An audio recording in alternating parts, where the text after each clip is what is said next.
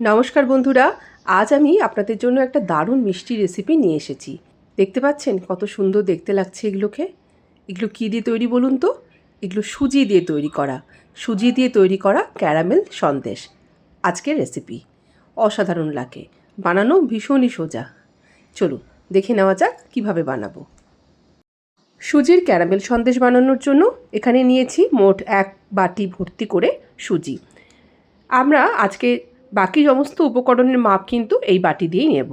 সুজি সরু মোটা যে কোনো দানারই নেওয়া যেতে পারে। এবার একটা ফ্রাইং প্যানের মধ্যে দিয়ে দিলাম 4 টেবিল চামচ ঘি। ঘি গরম হলে এরপর এর মধ্যে সুজিগুলো ছেড়ে দেব।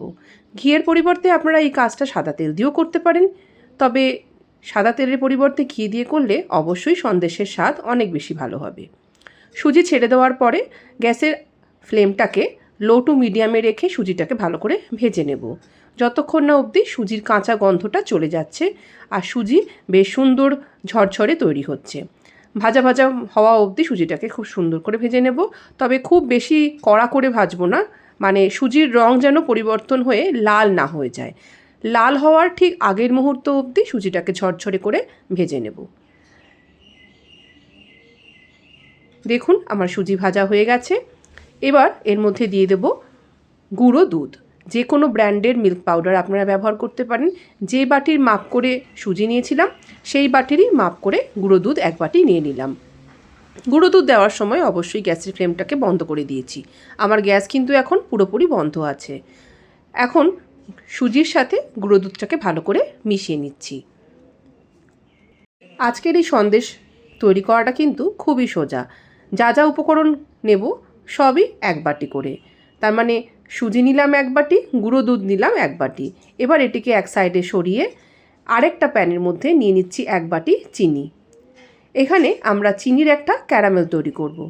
ক্যারামেল বানানোর সময় যেটা খেয়াল রাখতে হয় যেন চিনি বেশি পুড়ে না যায়, তাহলে কিন্তু ক্যারামেল তিতো হয়ে যাবে আর সন্দেশও ভালো হবে না, নষ্ট হয়ে যাবে। তো প্রথমে চিনি ছাড়ার পরে গ্যাসের ফ্লেমটাকে একটু বাড়িয়ে চিনিটাকে পুরোপুরি গলিয়ে নিয়ে তারপরে গ্যাসের ফ্লেমটাকে একদম কমিয়ে দেবেন। তারপরে দিয়ে দেবো 1 বাটি জল। জল দেওয়ার সাথে সাথে চিনিটা কিন্তু জমাট বেঁধে যাবে, তবে একটু নাড়াচাড়া করতে করতেই আস্তে আস্তে চিনি পুরোপুরি গলে যাবে। অন্যদিকে সুজি আর যে মিল্ক পাউডারের মিশ্রণটা আমরা রেখেছিলাম আলাদাভাবে সরিয়ে তার মধ্যে গরম গরম চিনির এই ক্যারামেলটাকে দিয়ে দিলাম। এখনও আমি গ্যাস অন করিনি। গ্যাস বন্ধ অবস্থাতেই ভালোভাবে ক্যারামেলের সাথে সুজি আর মিল্ক পাউডার ছড়িয়ে দিলাম। ভালো গন্ধের জন্য দিয়ে দিলাম 1 চামচ এলাচের গুঁড়ো। ভালোভাবে সব কিছু মিশে যাওয়ার পর এরপর আমি গ্যাসটাকে অন করব। আর গ্যাস অন করার পরে গ্যাসের ফ্লেমটাকে একেবারে লোতে রেখে ধীরে ধীরে এটিকে জাল দিয়ে দিতে হবে।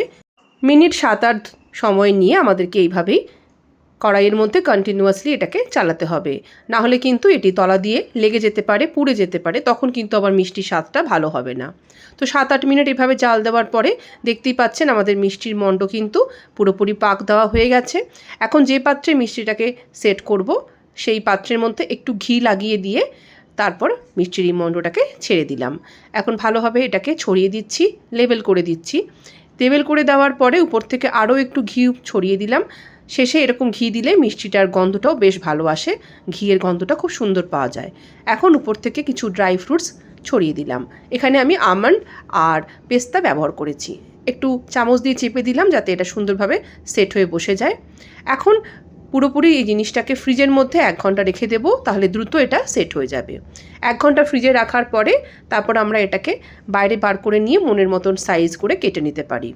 আমি চৌকোনো চৌকোনো করে কেটে নিয়েছি, আপনারা চাইলে লম্বাটে বা বরফির আকারেও কাটতে পারেন।